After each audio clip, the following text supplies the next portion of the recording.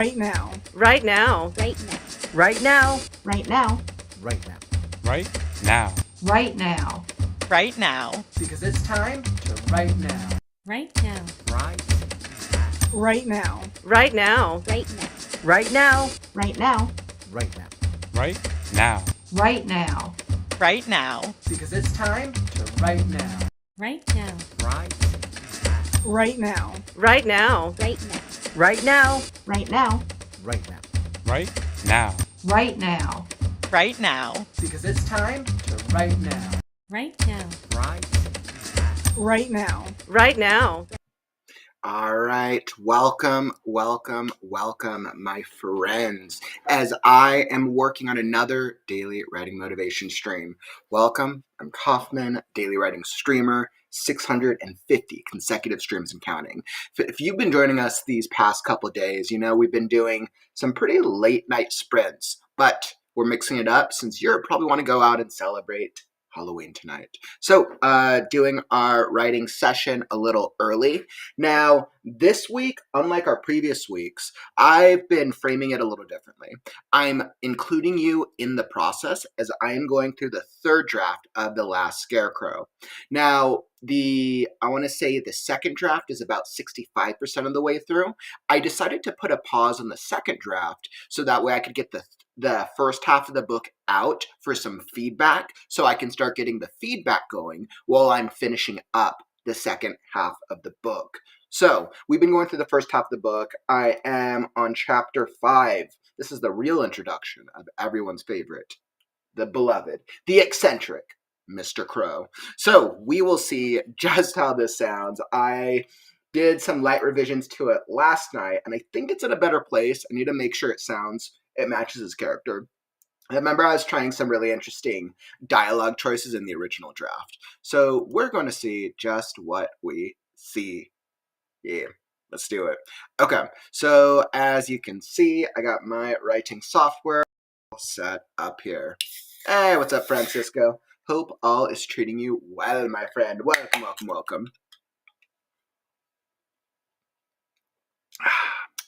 Okay, so as I got the caffeine here, feeling all ready. All right, and we are going into, let's see, chapter 5, A Curious Case of Mr. Crow.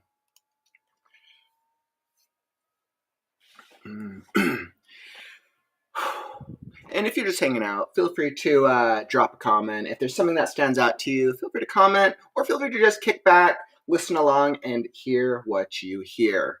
This is in the third draft. For me, it's a matter of I need to hear it out loud from my own storytelling as I'm improving the style. And then I also have a list of story beats, of very minor story beats that need to be addressed throughout the book. Okay. Chapter 5, Curious Case of Mr. Crow. Wake up. No, not Mr. Crow. Chapter 5, A Curious Case of Mr. Crow. Wake up. Don't you love this hat? Silly Scarecrow. Scarecrow sat up in a huff, only recollecting vague words amidst his forgotten memories.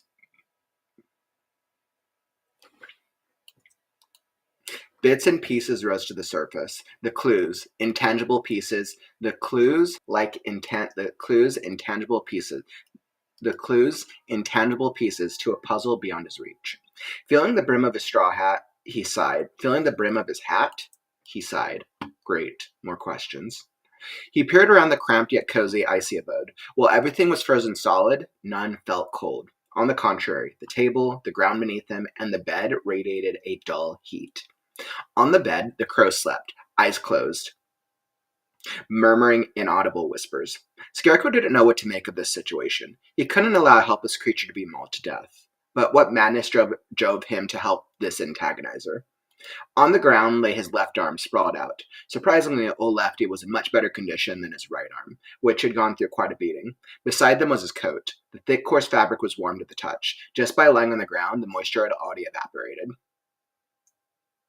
Beside the coat lay the egg, a dull inner glow within, alongside the red beanie. alongside the frayed red beanie. He touched the brim of his hat, fearful to remove it. What if the hat was what brought him back to life? His breathing quickened. He could only gulp and pull the hat tightly upon his head.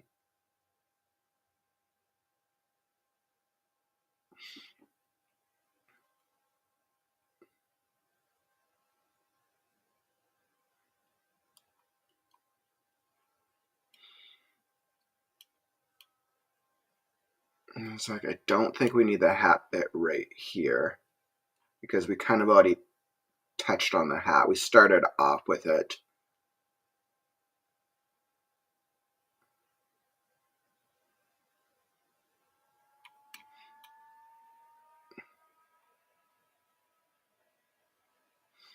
Alright, so I think we can move this slightly. What if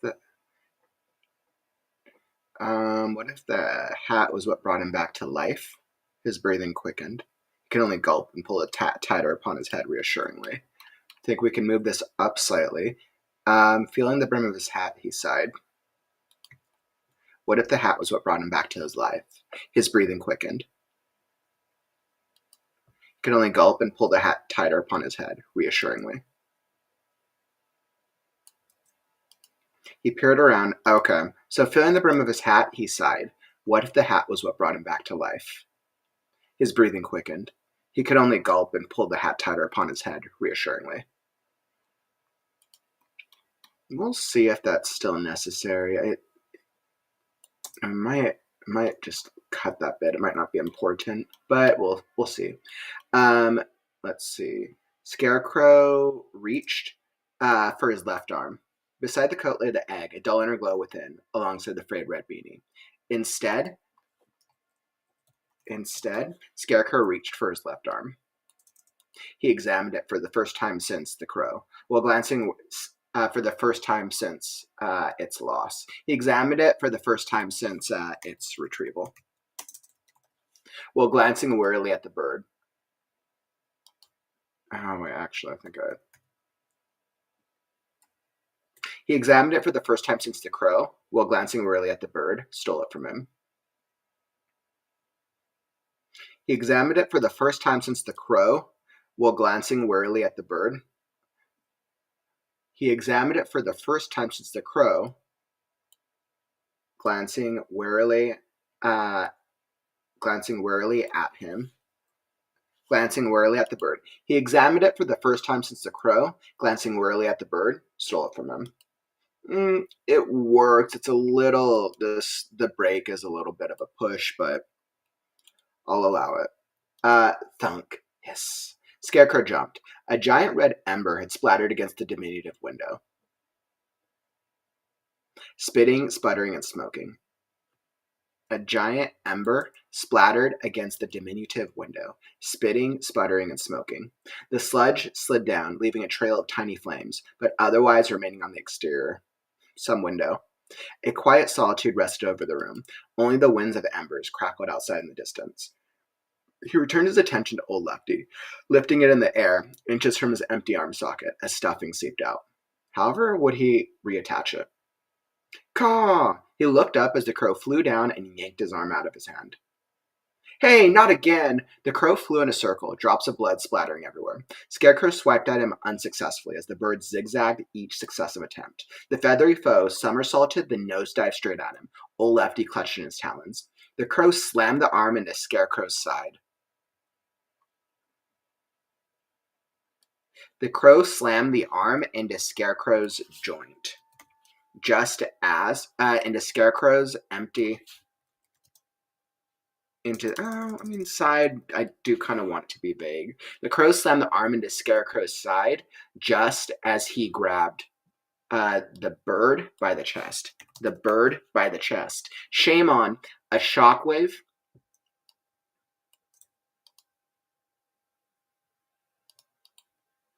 A shockwave of circular white energy erupted from the touch. Fire.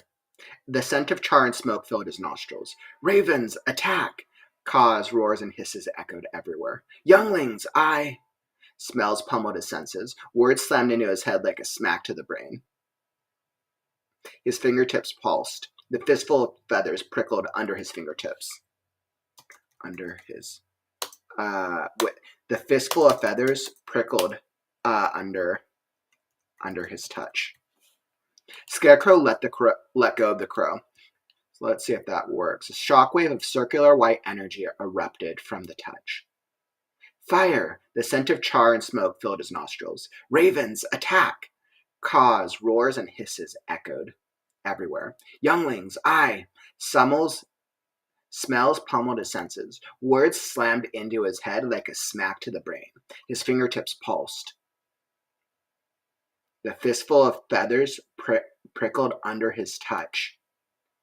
He felt death. He felt like death.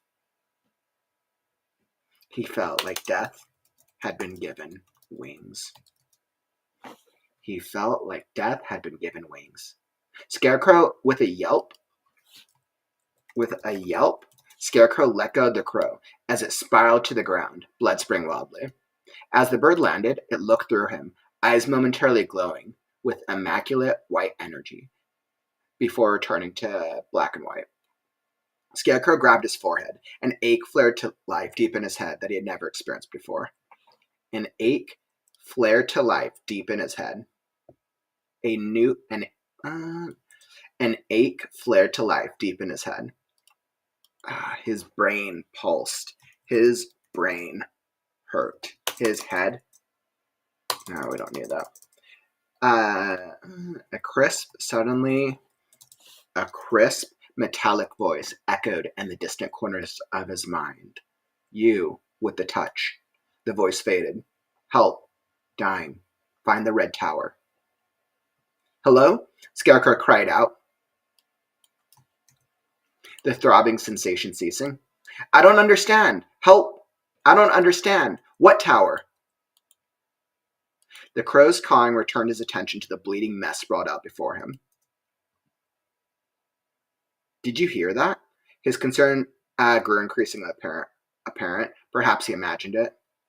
Save the younglings, the crow cawed out weakly. The resonance of the crow's voice had shifted, deeper, fuller, and somehow more profound. Scarecrow didn't understand it, but the callousness had been diminished. The callousness was no more. The callousness from the crow's voice had faded. He reached down to touch the crow. Surprised to feel the weight of his left arm reattach firmly to his body once more. The straw around his left arm socket had rewoven itself back into his body. The crow had put his arm back? Crow, I don't know. Mr. Crow. To you, youngling. Mr. Crow, to you, youngling.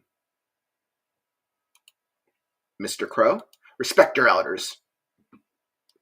Respect elders. Mr. Crow let out a painful cry. A pained cry. Painful. Mr. Crow let out a pained cry or a painful cry. I'd say Mr. Crow let out a painful cry. Or sticks and stones.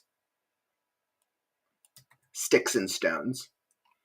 This is interesting because I'm pausing real fast because this is the first time that Mr. Crow's been in it from the very beginning, but I genuinely feel that this is really his first introductory chapter as a character. Because he really, up until the first, chapter 5? I would say the first 4 chapters, he was a bit of an opening a world antagonist, and I love how it started out because there's actually a lot of intentionality with everything. I love it. Hey, what's up, Penumbra? Saw you hop into the chat, my friend. Welcome. Hopefully the writing vibe is treating you well.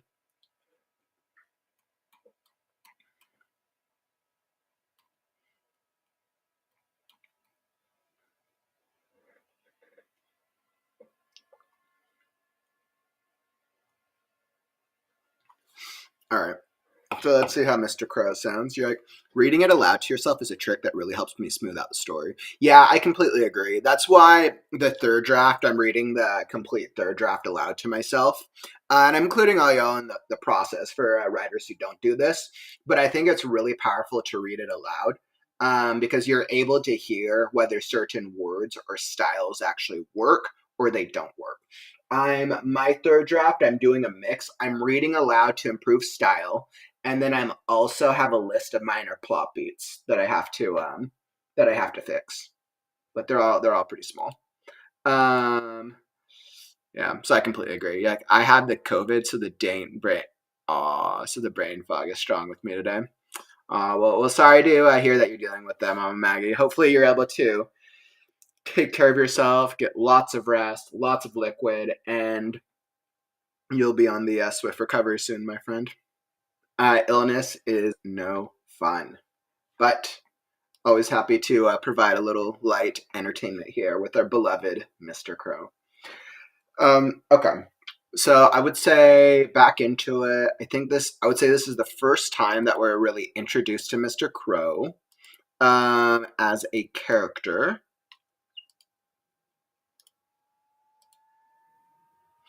Let's see. So where are we?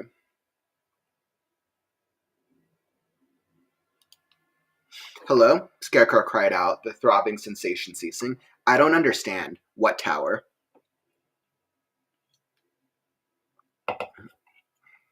The crow's cawing returned his attention to the bleeding mess sprawled before him. Did you hear that? His concern grew increasingly apparent. Perhaps he imagined it. Save the younglings, the crow called out weakly. The resonance of the crow's voice had shifted, deeper, fuller, and somehow more profound. Scarecrow didn't understand it, but the callousness from the crow's voice had faded. He reached down to touch the crow, surprised to feel the weight of his left arm reattached firmly to his body once more.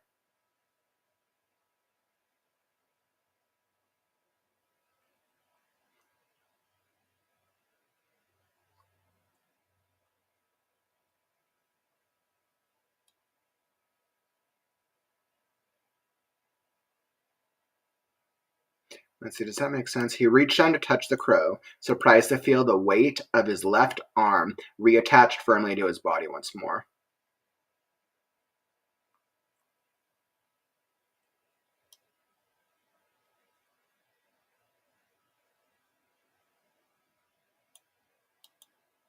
Scarecrow didn't understand it, but the callousness from the crow's voice had faded. He reached down to touch the crow, surprised to feel the weight of his left arm reattached firmly to his body once more. The straw around his left arm socket had rewoven itself back into his body. The crow had put his arm back. The crow had put his arm back. Crow, I don't know. Mr. Crow to you, youngling. Mr. Crow? Respect, elders. Mr. Crow let out a painful cry. Sticks and stones. Scarecrow didn't quite understand what was going on. Even though the crow, Mr. Crow, was bleeding profusely from the wolf bite, his large blackened eyes were bright and full of life. How are you? How are you? Mr. Crow repeated. Confused? Confused? Mr. Crow again spat his words back at him, tilting again spat the words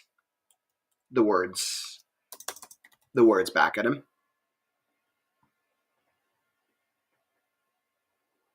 The weight of his left arm surprised him as he reached down to touch the bloody, feathered mess. The weight of his left arm surprised him.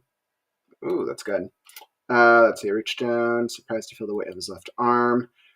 The weight of his left arm surprised him as he reached down to touch the bloody, feathered mess.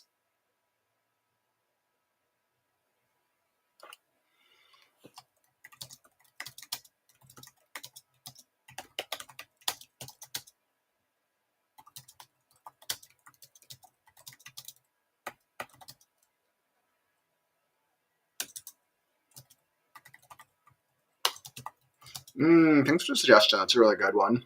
Let's see how the weight of his left arm surprised him as he reached down to touch the bloody, feathered mess.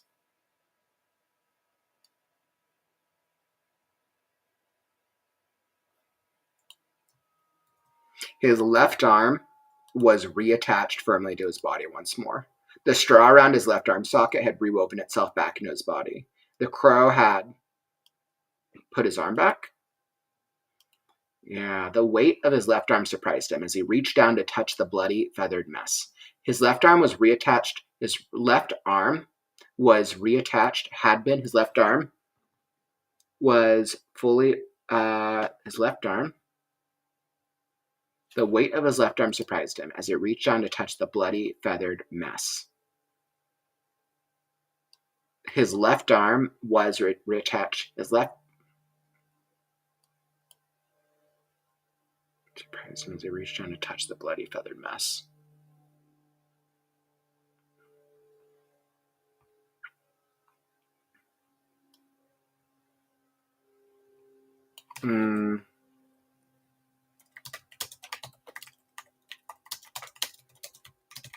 I like that. So the weight of his left arm surprised him as he reached down to touch the bloody, feathered mess. It was firmly attached to his body once more. The straw around his left arm socket had rewoven itself back into his body. The straw around his left arm socket had rewoven itself. The straw around his left arm socket had rewoven itself back into his body. Had rewoven itself neatly. The straw around his left arm socket had rewoven itself neatly. The crow had put his arm back. Yeah, I like that. The weight of his left arm surprised him as he reached down to touch the bloody, feathered mess. It was firmly attached to his body once more. The straw around his left arm, the straw around his left arm socket had rewoven itself neatly. The straw around his left arm socket had rewoven neatly. I think that works. Hey, what's up, Angel? Welcome, welcome. The weight of his left arm surprised him as he reached down to touch the bloody, feathered mess. It was firmly attached to his body once more. The straw around his left arm socket had rewoven neatly. The crow put his arm back. Nice. Great recommendation, Mama Maggie. Yeah, because that's exactly what's happened in this moment, right? This is the first time Scarecrow just got his arm back since the opening moment. And while he has no clue how to reattach it, it was only through the crow, which basically, the crow's the one who stole the arm in the first place. So there's an irony behind this. The crow's the one who stole the arm, and then the crow is also the one who reattached the arm. Hey, what's up, Book? Welcome, welcome.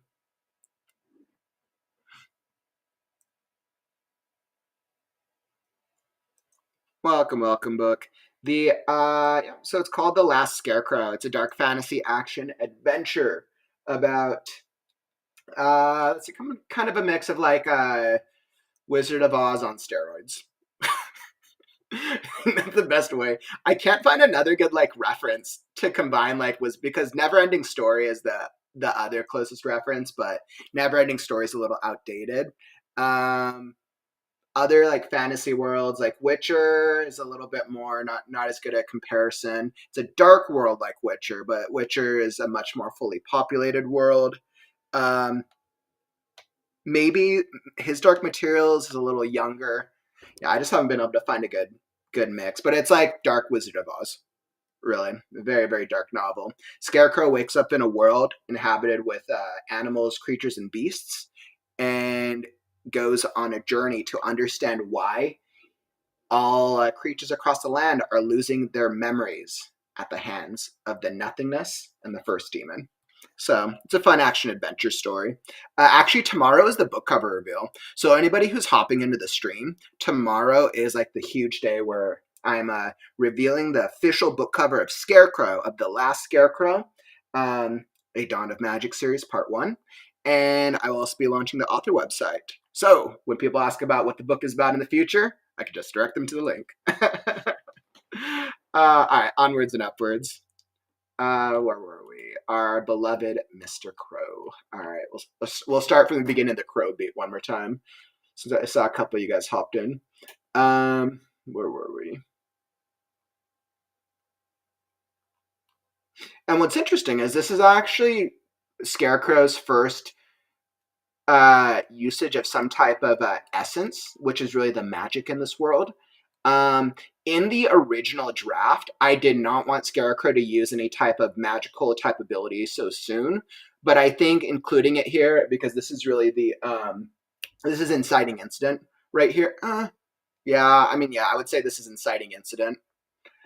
So I decided to make it work out. Let's see what we see. The crow slammed the arm into Scarecrow's side, just as he grabbed the bird by the chest. Shame on!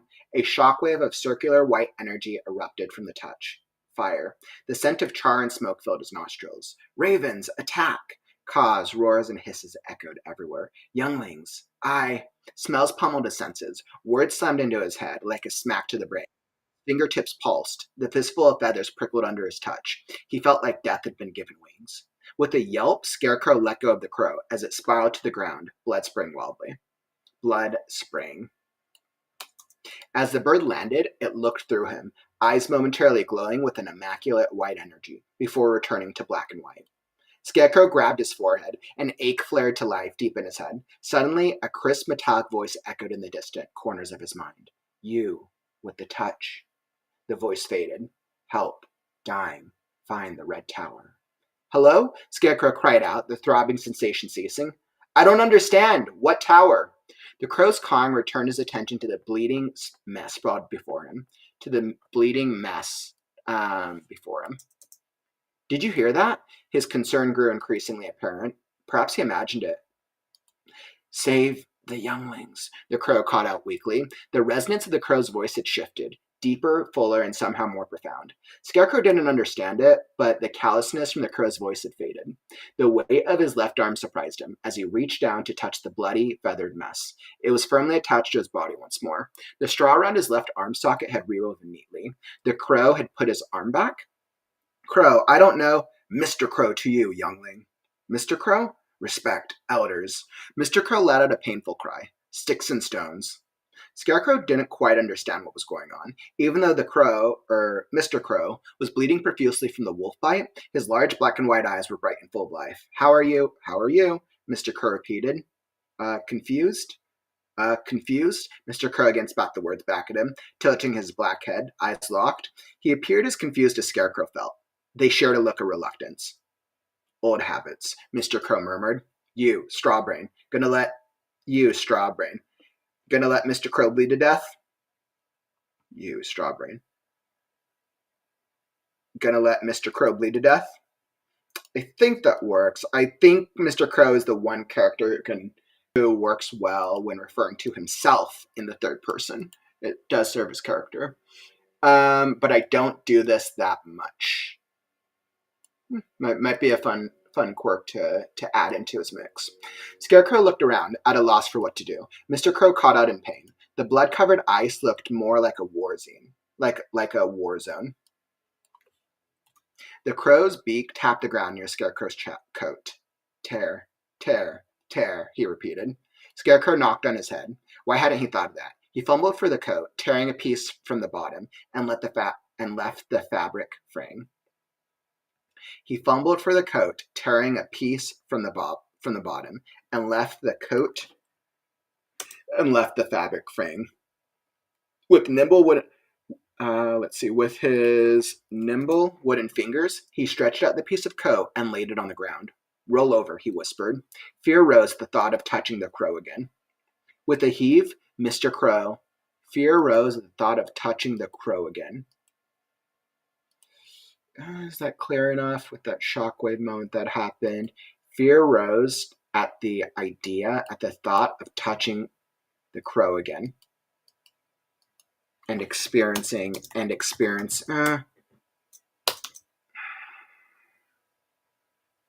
No, I think this pulls. I don't think I need this. With a heave, Mr. Crow caught out in pain and rolled onto his chest. Scarecrow wrapped the coat fabric around the crow's chest and tied it off with a knot. Immediately, the crow pushed himself onto his talons, one wing at a time. Groaning, he finally stood tall. With a spin, he cawed. Well done, cough, youngling. Let's go Strawbrain here. Well done, Strawbrain. He doesn't really... He kind of goes back and forth. We can...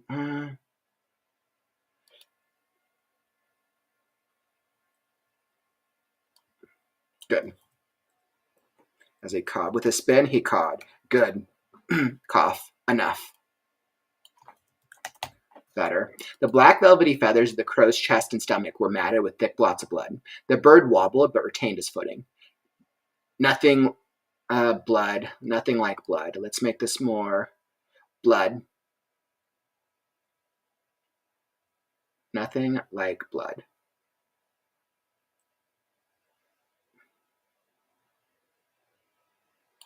Let's go. Blood is good. He cawed out while attempting to regain his balance. Blood is good. Blood is blood. He cawed out while attempting to regain his balance.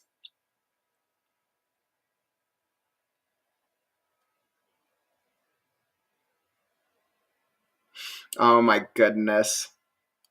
Mama Maggie, Hollow Knight. Oh, Hollow Knight's one of my favorite games. Silk Song was incredible. Oh, love Hollow Knight. That's actually a really, really good recommend. That's actually a great reference. I don't know why I haven't thought about Hollow Knight.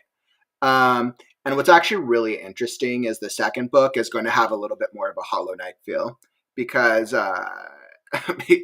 because there's what's the right way to say this? The second book of the Last Scarecrow has more of a Hollow Knight feel because one of the main characters is going to be a bug. But I think that's a really good call out. Let's see. Angel, that sounds super cool, by the way. Games of Tomes. We work on book 1 of Project Wings, and an urban romantasy novel. Ooh, good for you. Sounds like you're making some progress there. That's awesome. Let's see. You said leaving the fabric fraying is more active. Yeah, I think I agree with you. Where was it? He fumbled for the coat, tearing a piece from the bottom, leaving the fabric. Leaving the fabric fraying. Agreed. I like that.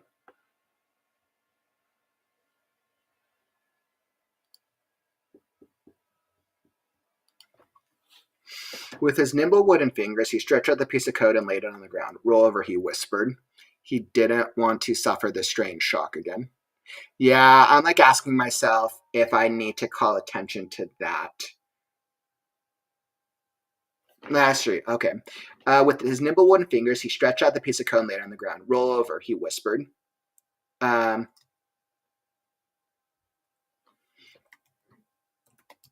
Without touching, roll over, he whispered. Without touching the bird.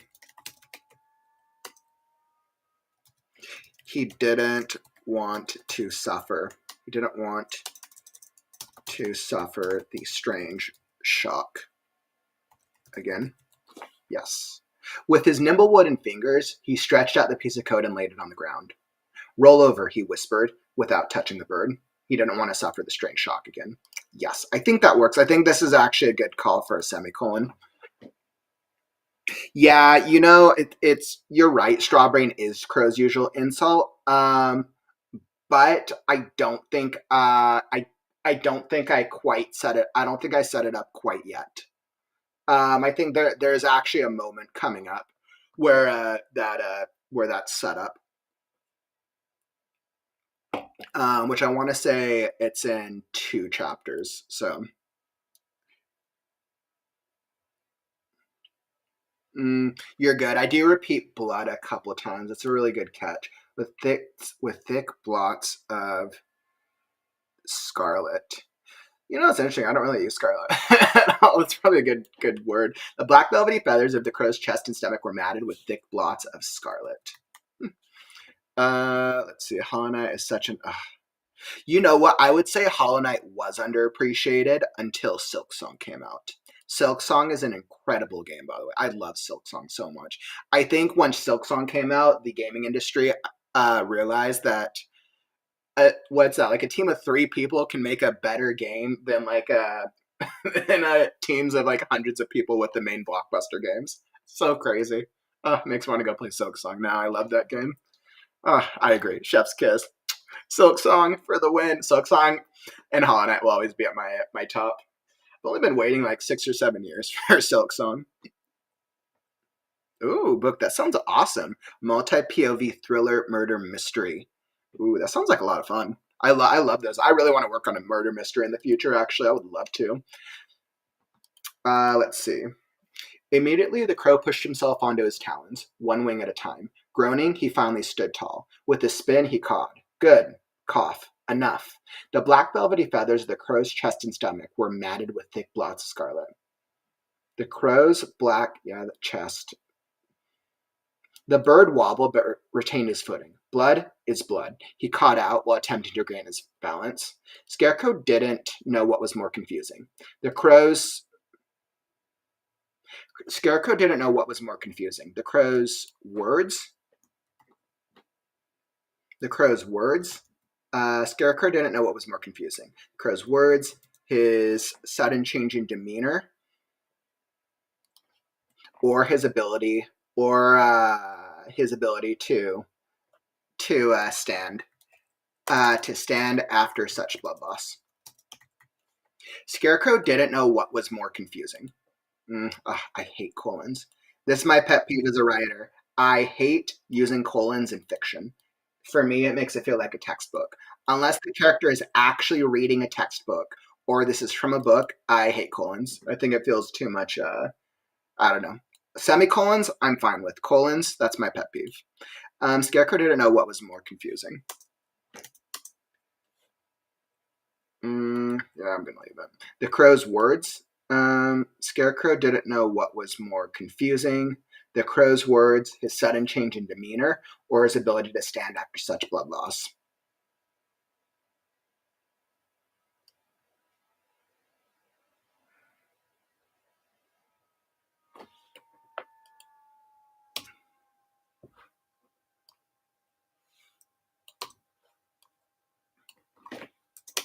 Mr. Crow hopped up to him,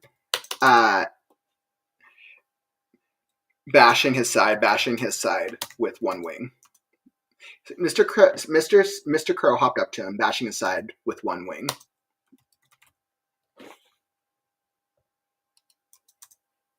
Why capture? Why have you stolen me away? Why have you stolen me away to this crude hideout, young knave? Young knave. That's like.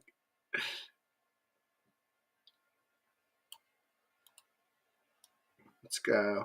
Why have you stolen me away to this crude hideout? Creature.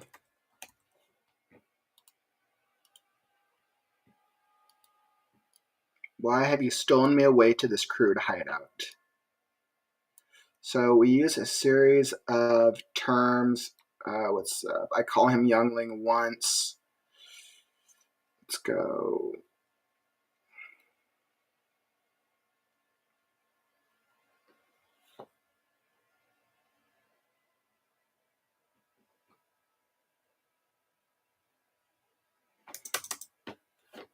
Why? Mr. Crow hopped up to him, bashing his side with one wing. Why had you stolen me away to this crude hideout? The crow cawed. The crow cawed, eyes gleaming.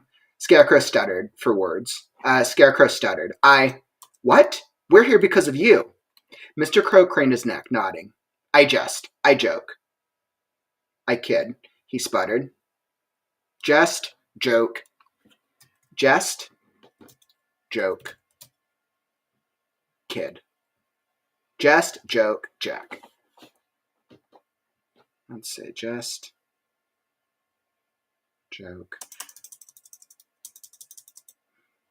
Mr. Crow craned his head, nodding. Jokes are the eyes. Mr. Crow craned his head, nodding. Jokes are the eyes. He sputtered while tossing his wings into the air and groaning at the pain. Mr. Crow, why did you steal my arm? I stole your arm? You don't remember? Scarecrow asked, exasperated. Mr. Crow looked hauntingly at the window, now clear of embers or white powder. He walked towards the window in a trance. I don't think we need that right now. Mr. Crow said, looking hauntedly at the window as he walked towards it in a trance. As he walked towards it in a trance. His talons clawed the ice-ridden floor, leaving marks with each step.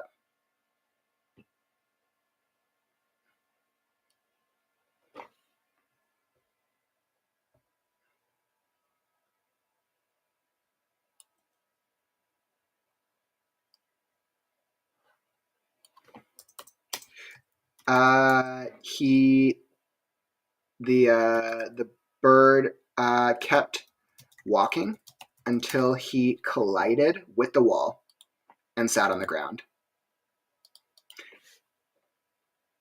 Scarecrow rose to help him, but bashed his head against the low-hanging ceiling, falling back to the ground himself.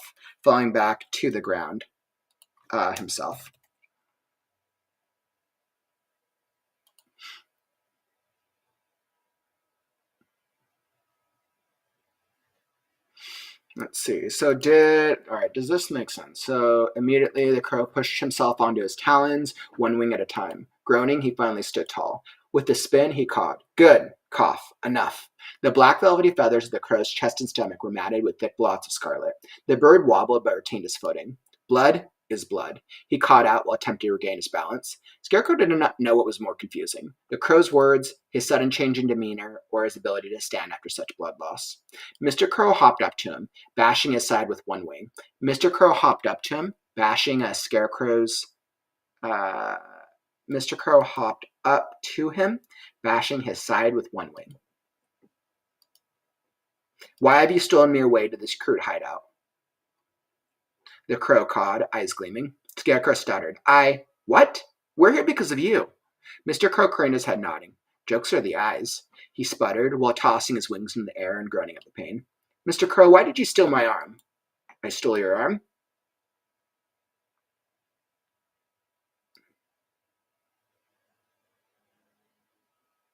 You don't remember? Scarecrow asked, exasperated. Mr. Crow said, looking hauntingly at the window as he walked towards it in a trance. His talons clawed the ice-ridden floor, leaving marks with each step. The bird kept walking until he collided with the wall and sat on the ground. Scarecrow rose to help him, but bashed his head against the low-hanging ceiling, falling back to the floor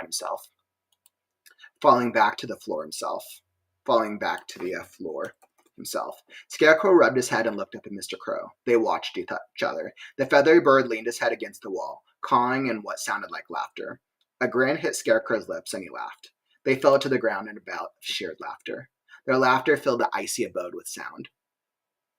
They fell to the ground in a bout of sheer laughter as the noise filled the icy abode with sound.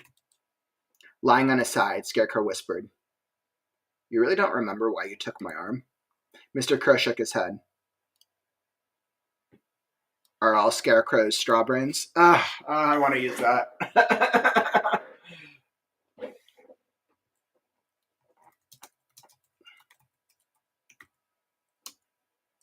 Are all Scarecrows straw brains? Scarecrow rubbed his fingertips together, whispering,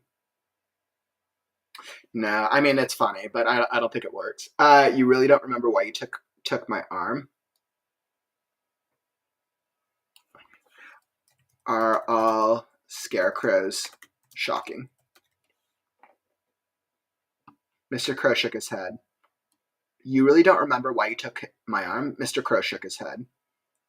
Are all Scarecrows shocking? Scarecrow rubbed his fingertips together, whispering, I don't know why I woke up with this hat. I don't know why the other Scarecrows were dead. I don't know what's wrong with nature. I don't know why it snows fire. I don't know anything. A wing rested upon his shoulder. Scarecrow looked up. Struggling with words, Mr. Crow said, Save the younglings.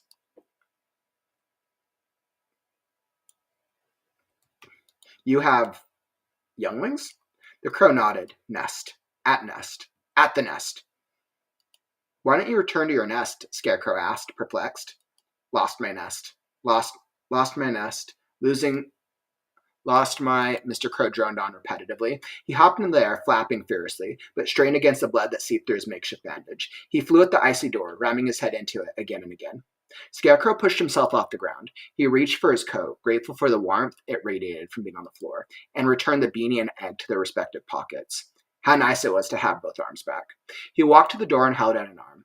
He waited patiently with an all-knowing look for Mr. Crow to land squarely on his arm, to land squarely on his shoulder.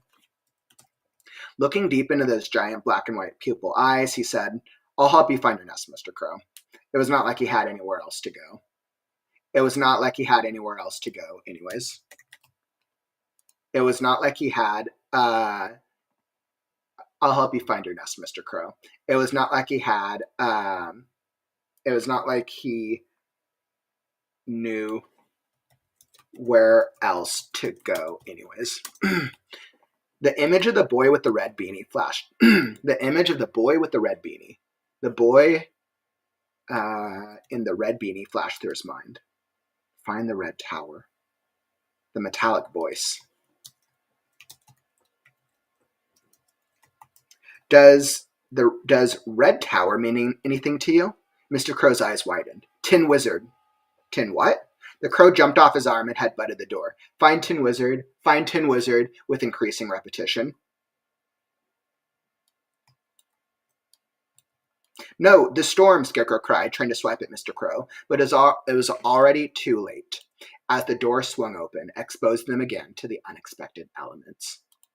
I mean, it works. I ask myself if the crow and the Scarecrow bonding moment works. I think it does. I mean, I think Scarecrow and Crow the Laughing Bit is good.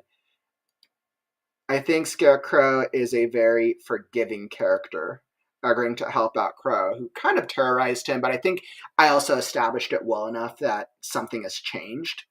I think I'm good with the chapter overall. Hey, what's up, White Sir?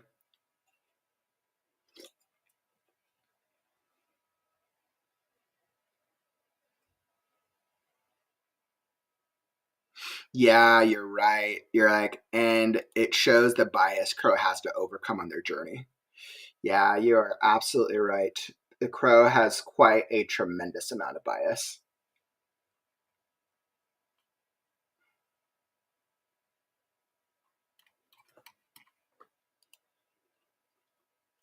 All right, well, onwards and upwards to the next chapter. Actually, this next chapter is actually really interesting. So this next chapter is, I think, the first major environmental effect. This is, I think, I mean, they kind of dealt with it in the last one. This environmental effect is actually pretty funny. And then we also deal with a, we deal with our first. So far, the only characters introduced up to chapter 6 have been Scarecrow and the Crow. This is the first time another character besides them is introduced, and it's actually interesting. All right, onwards and upwards. Let's see what we see.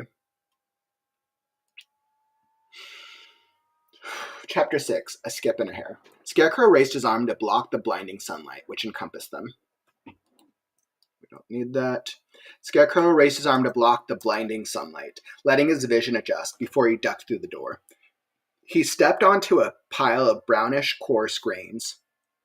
I already determined that he remembered what sand was. He stepped onto a pile of sand. He stepped onto a pile of sand, which dispersed at his feet.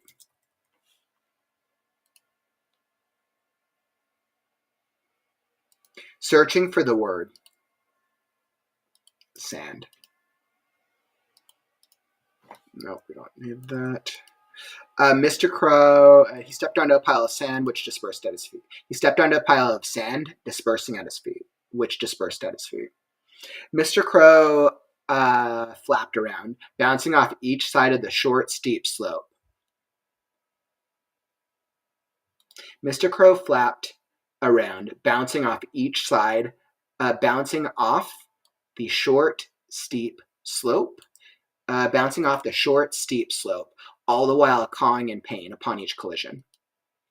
Cawing. Mr. Crow flapped around, bouncing off the short, steep slope, cawing in pain upon each collision. Mr. Crow, maybe you shouldn't. Caw! Alongside his new companion, Scarecrow climbed up the sandy slope, leaving the ice shelter behind. He pulled himself out of the hole, crawling onto a flattened,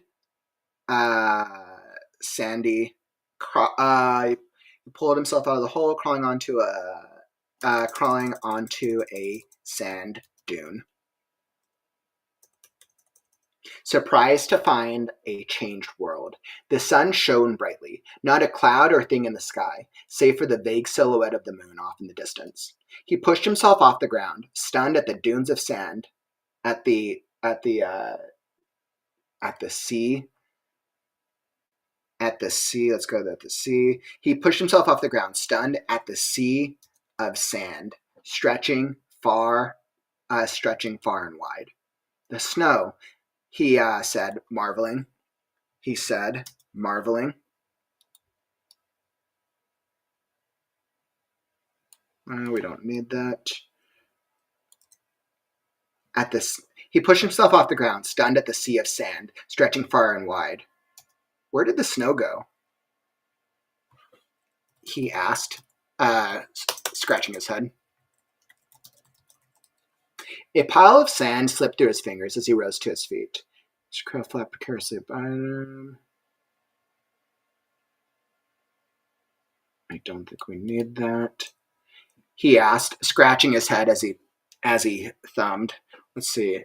Where did the snow go? He asked, scratching his head as he picked up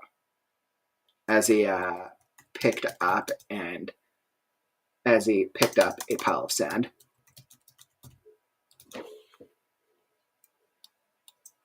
Where did the snow go? He asked, scratching his head as he picked up a pile of sand. Mr. Crow flapped precariously above him, accompanied by a pronounced, painful caw with each beat. Mr. Crow flapped precariously above him, cawing in pain with each wing beat. Scarecrow held out his arm. Which the crow reluctantly settled upon.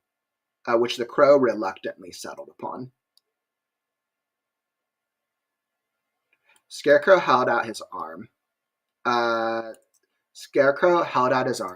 Until the crow reluctantly settled upon it, with outstretched talons, grasping onto the worn coat sleeve. Winters embrace yesterday. Winters embrace yesterday. Winter storm yesterday. Winters embrace. Well, I like winters embrace. Winters embrace yesterday. Summer's warmth today. We can make this winter yesterday, summer today. Even brief seasons should last at least 90 rotations. What happened? Scarecrow scanned. Scarecrow asked, scanning the dreary landscape.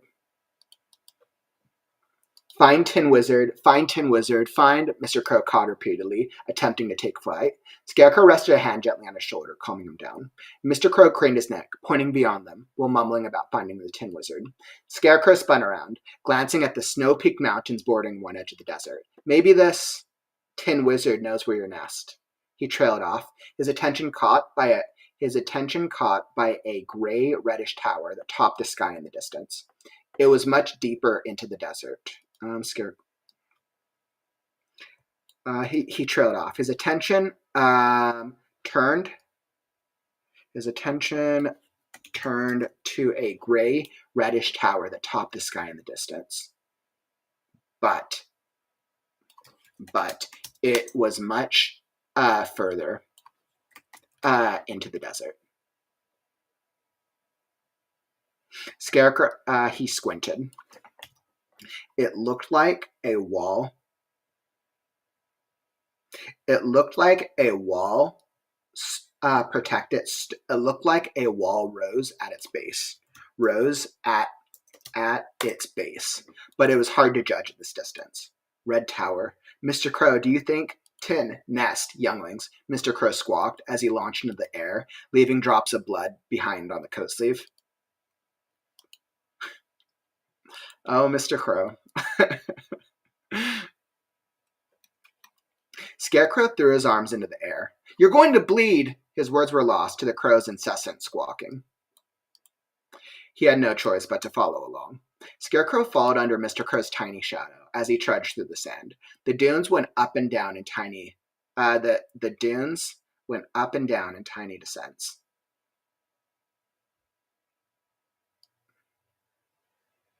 The dunes sloped. The dunes slopes were small. The dunes slopes were small. The dune slopes were small, so the trek wasn't too difficult. While he could recall sand, he wasn't sure how familiar he was with it. While he recalled sand, I don't think that was important. He fell several times, landing his head into various piles and spitting out sand in the process, and spitting out the tiny grains in the process. Spitting out tiny grains in the process. At least it was cool to the touch, considering these sands were layered with snow last night. Eventually, he determined to lift his legs at knee length.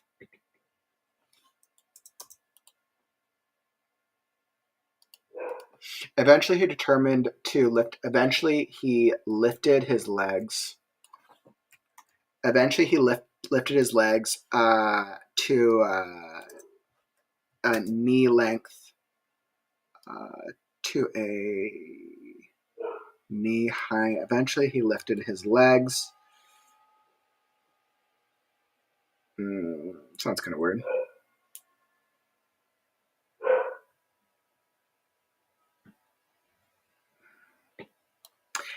Let's see. Eventually, he figured out how to trot while traversing the sand.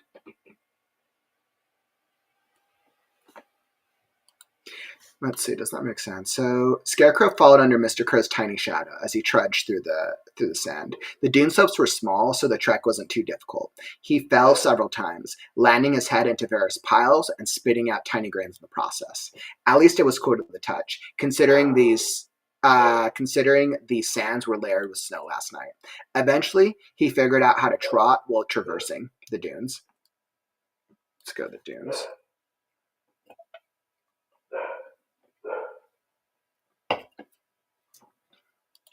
Even though it was a straight path to the tower, Mr. Crow struggled just as much. His flight pattern zigzagged in all directions. And if there were any objects in sight, he would have surely crashed. There was even a moment when Scarecrow looked up. To catch a drop of blood to the face. Hold on, I'll be right back.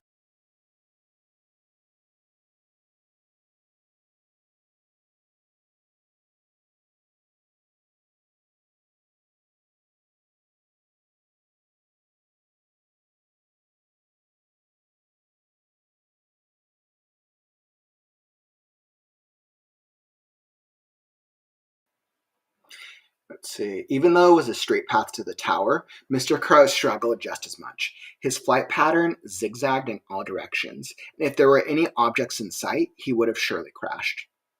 There was even a moment when Scarecrow looked up to catch a drop of blood to the face.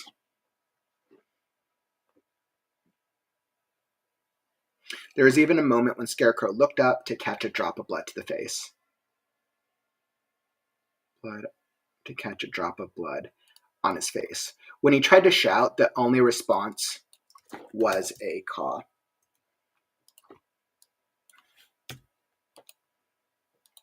Neither the red tower nor those walls felt like they were getting closer. Was it his imagination or were they farther away? He felt hotter with each sandy swept step. He felt hotter with each step.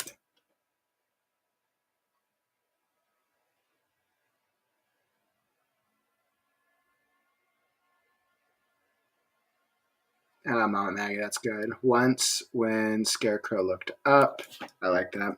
Once when Scarecrow looked up,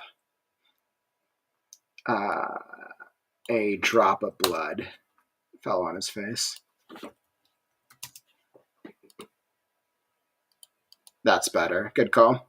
Once when Scarecrow looked up, a drop of blood fell on his face. When he tried to shout, the only response was a caw. Neither the red tower nor those walls felt like they were getting closer. Was it his imagination or were they farther away? He felt hotter with each step. Thunder roared in the distance. Scarecrow looked up. There wasn't a cloud in the sky. Thunder boomed like an anvil, causing him to jump. He scanned the cloudless sky in all directions, uncertain of the source. Picking up his pace, Scarecrow trudged up another dune while trying to catch up to Mr. Crow, who seemed unperturbed by the noise. One would think a bird might be more affected, but Scarecrow could hear words like tin or nest echoing down from his companion, as if the crow were in a world of his own. The thunderous noise increased in volume and consistency, to the point Scarecrow covered his head for fear of being struck.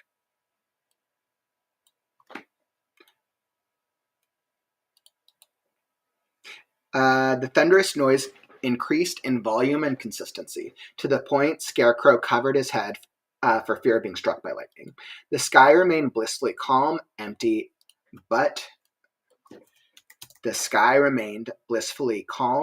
and unaware. He slid down a dune.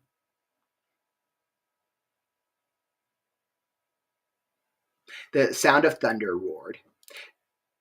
The sand erupted at Scarecrow's feet.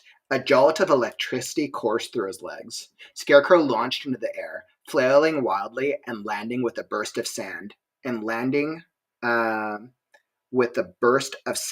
nearby dune. He coughed, spat out a mouthful of sand, and was shocked from the shock.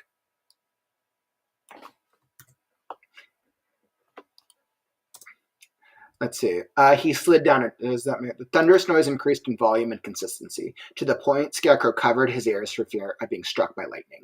But the sky remained blissfully calm, empty, and unaware. He slid down a dune. The sound of thunder roared. The sand erupted at Scarecrow's feet. The sound of thunder roared. Sand erupting. Let's do that. The sound of thunder roared. Sand erupting at Scarecrow's feet. A jolt of electricity coursed through his legs. Scarecrow launched into the air, flailing wildly and landing with a burst of sand in a nearby dune. He coughed, spat out a mouthful of sand. He coughed, spat out a mouthful, and was shocked from the shock. He glanced down at his feet. They felt tingly, but otherwise undamaged. Had he just been struck by lightning from the ground? Shouldn't he? The sand rumbled beneath him. Scarecrow sprang to his feet, diving forward as a bolt of lightning exploded from the ground, sending dirt and sand chaotically in all directions. He rolled a short distance, landing with a thud at the bottom of another dune. Scarecrow sprang to his feet, ignoring the dull, tingling sensation in his legs, and dashed forward. The ground rumbled again and again in all directions. He watched in shock and wonder as bolts of lightning shot up from beneath dunes of sand everywhere. Let's see, the ground rumbled again and again, near and far. The ground rumbled again, near and far. He watched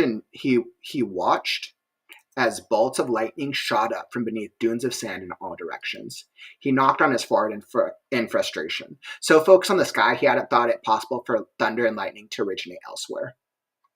The sun, blissfully unaware, taunted them from above with the heat of a summer day. Mr. Crow, Scarecrow began, just as his companion paused in midair. Lightning burst from the sand. Lightning burst from the sand right before the crow's eyes, causing him to lose his momentum and plummet to the ground. Lightning burst from the sand right before the crow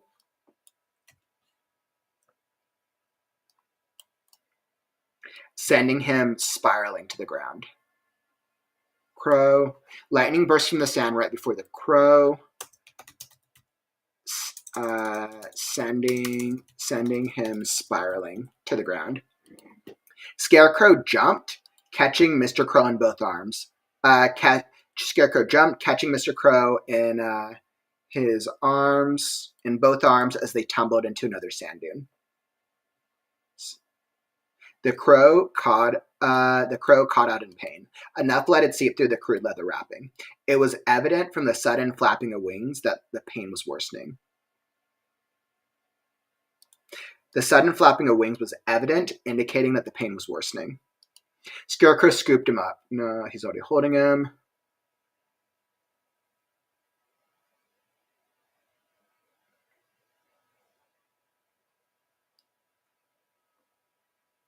Looking down at him, a Scarecrow commanded, "You stay put. Color walls strike not.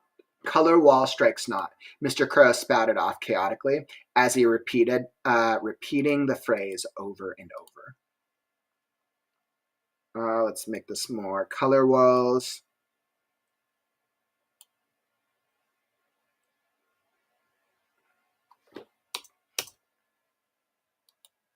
Striking color walls. Strike the color walls. Let's go. Strike the color walls. Mr. Crow spouted off chaotically, repeating the phrase over and over. "I don't understand," Scarecrow cried, kicking up sand everywhere while trying to maintain a knee-high run at a reasonable pace. Thunder boomed and roared all around them. Thunder boomed and roared around them. Lightning cackled in the air, turning the desert into a storm field. Color wall strikes not. Strike the color walls.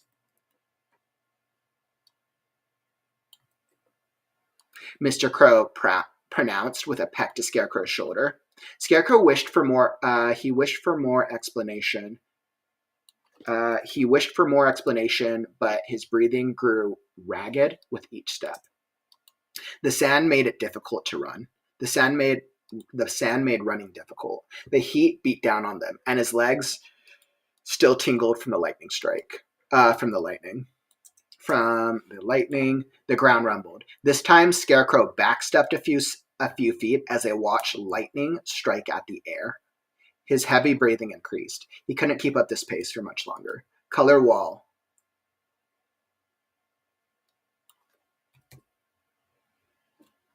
Color walls. Scarecrow ran. Lightning struck. Heat stroke. The red tower was so far off they weren't going to make it. Scarecrow wondered if death by lightning would be painful. He slowed down. Lightning struck nearby. Crow pecked wildly at his shoulder. Color wall. Scarecrow blinked. A luminous wall rose up from the ground, high into the sky just before them. It was barely noticeable against the backdrop of the desert until he had slowed down. Had that always? The ground rumbled beneath them. Scarecrow leaped off the sand dune as they flew through the luminescent wall. As they flew through the luminescent wall, a mixture of cold and warmth spread through his body as the tingling in his legs dissipated. Scarecrow landed with a thud on solid ground. The lightning struck towards them, but dissipated at the bearer's touch. Scarecrow chuckled as he lifted Crow to rest upon his shoulder. Could have been a little more precise. Let's go.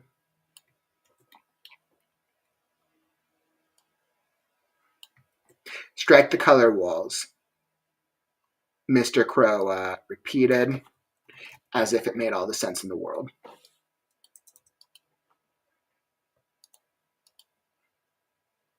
Scarecrow eyed the luminescent bearer. It shimmered at the exact spot they had passed through. From this side, it was obvious that the bearer was a vibrant orange. He leaned in. The bearer even smelled of flowers.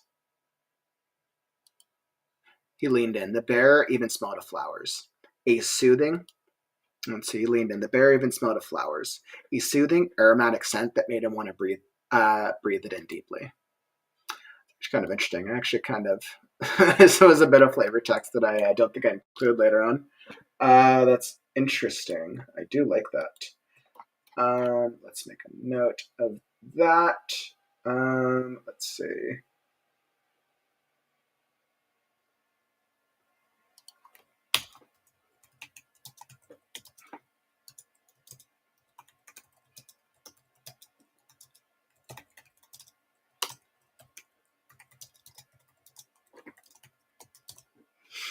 All right. He leaned in. The bear even smelled of flowers, a soothing, aromatic scent that made him want to breathe it in deeply.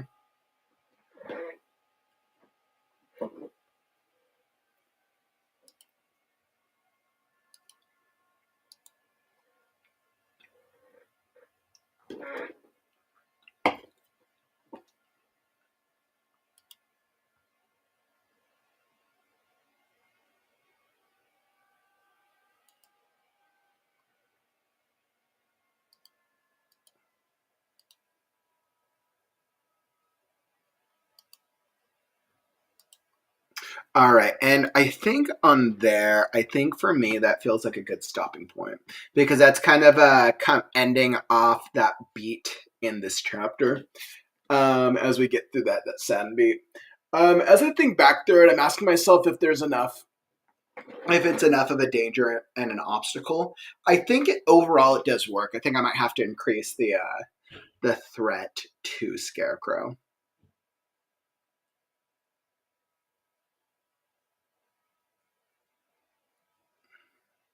Or I could increase the threat to Mr. Crow, make him more protector like that. Is actually probably a smarter decision. But overall, I mean, I think the first half of the chapter flows smoothly.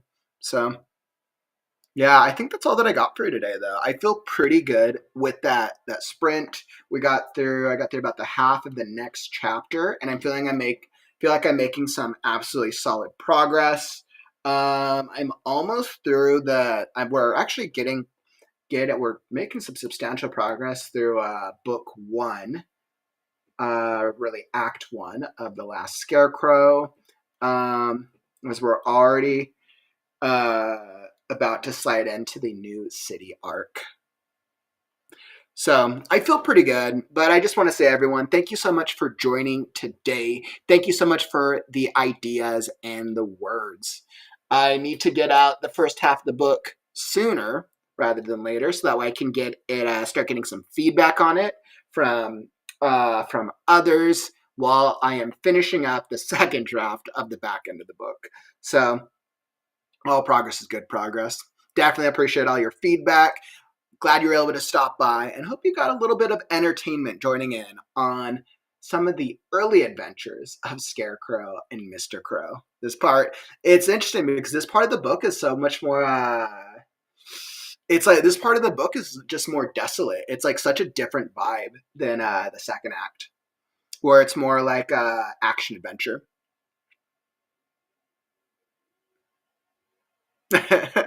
Like having visited the Great Sand Dunes many times, I feel for Scarecrow slogging through the sand in the heat. I was like, I know. Oh man, this is not a fun world to live in. That's for sure.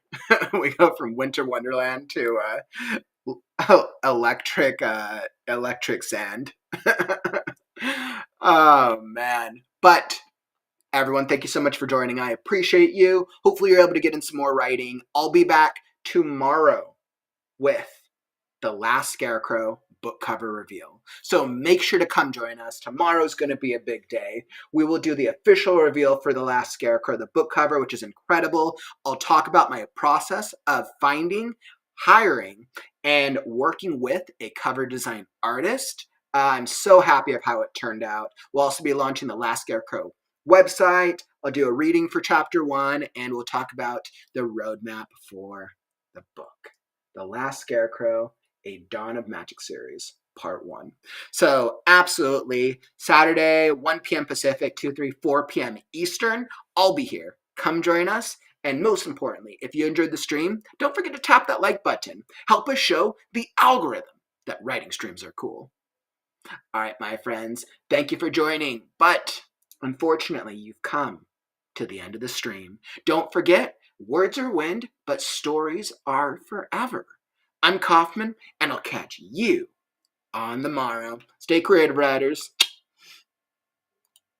Words are wind, but stories are forever. I'm Kaufman, and I'll catch you on the morrow. Stay creative, writers. It's time to write Right now. now. Sorry. Right now, not right now, but right now. Read now, right now.